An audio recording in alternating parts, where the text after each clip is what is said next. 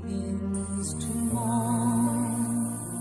Memory, all alone in the moonlight, I can smile at the old days. I was beautiful then. I remember the time I knew what happiness was. Let the memory live again. Every street lamp seems to beat a fatalistic warning. Someone mutters and the street lamp gutters, and soon it will be morning. Sa katahimikan ng gabi, sa bawat paghinga, ramdam ko ang bigat ng nakaraan.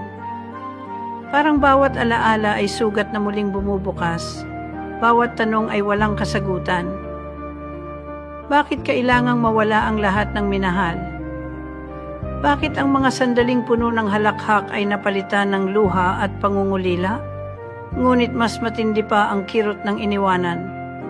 Nasaan na ang mga anak ko? Mga apo na minsan kong pinangako ang iingatan at mamahalin. Akala ko, sa aking pagtanda, may mga kamay na hahawak sa akin, may mga tinig na tatawag sa akin ng lola. Ngunit ngayon, tila ako'y iniwan sa dilim. Walang gabay, walang yakap, walang bumabalik. Minsan, tinitingnan ko ang mga bituin at tinatanong, nakalimutan na ba nila ako? Wala na bang halaga ang mga sakripisyong ginawa ko para sa kanila? Ang bawat gabing mag-isa, ang bawat pagod na hakbang, ay tanong na walang sagot. Ngunit kahit masakit, hindi ko kayang talikuran ang alaala. Sapagkat sa kanila, muli kong natatagpuan ang sarili ko. Ang batang minsang masaya, ang pusong minsang buo, ang panahong totoo ang bawat ngiti.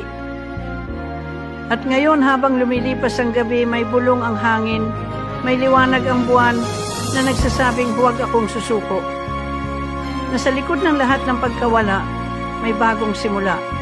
Sapagkat kahit ako'y nag-iisa, may mga alaala pa ring buhay, mga alaala na magdadala sa akin sa panibagong bukas.